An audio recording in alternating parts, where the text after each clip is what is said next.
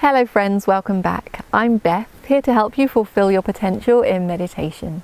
As most of you know, I don't have just one method that I teach to everybody, like one size fits all.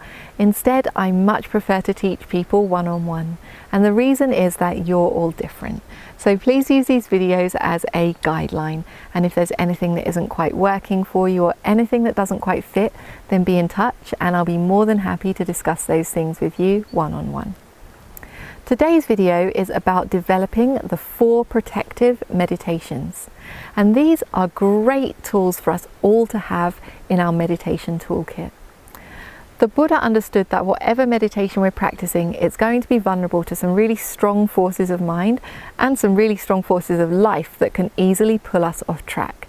And so we have the 4 protective meditations to help rebalance us and get back on track.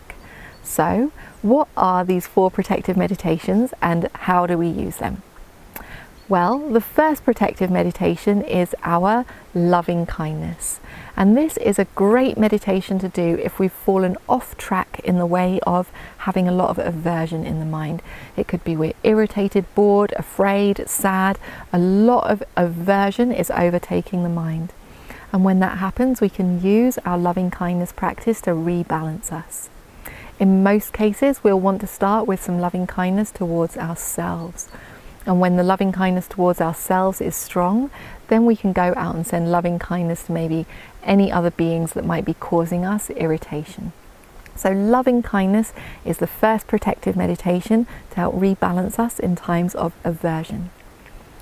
The second protective meditation is mindfulness of death. And this is a great meditation to do if we are lacking urgency in the practice. It could be that we've become a little bit complacent. It could even be that we've become lazy in the practice, or in extreme cases we might have even stopped practicing altogether. Now, mindfulness of death can be a great meditation to get us powerfully back on track. It has the quality of getting our priorities straight. It reminds us life is short and the teachings are precious. So mindfulness of death, a great protective meditation to stir up urgency if we've become complacent or lazy. The third protective meditation, one of my favorite meditations, is 32 parts of the body. And this is a great protective meditation to do if we've fallen off of balance in the way of craving, especially if the craving is a lot to do with delighting in our body or delighting in the bodies of others. So things like sexual craving, vanity, for example. But this meditation will also be effective against any kind of craving. When we contemplate the 32 parts of the body, we see the body for what it is. The Buddha said, a bag full of skin filled with disgusting things. And so this can be a great meditation to very quickly and powerfully disenchant us from sense pleasures. Now, the 4th kind of protective meditation, the last one, is recollection of the qualities of the Buddha. And this is a great protective meditation to do if we're lacking faith or inspiration in the practice. So it could be that we're overcome with doubt, for example, or we've simply lost the inspiration to practice.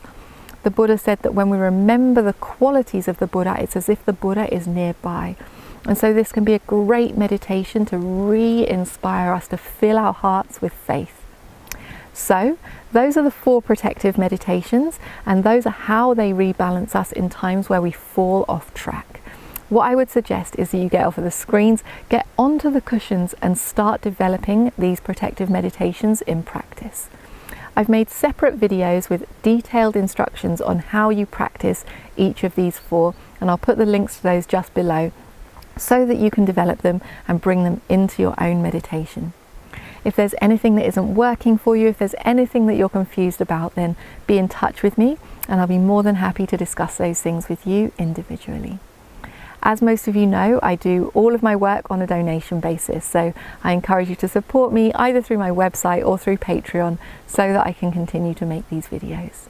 Thank you so much for your support. Wishing you the best with your meditation.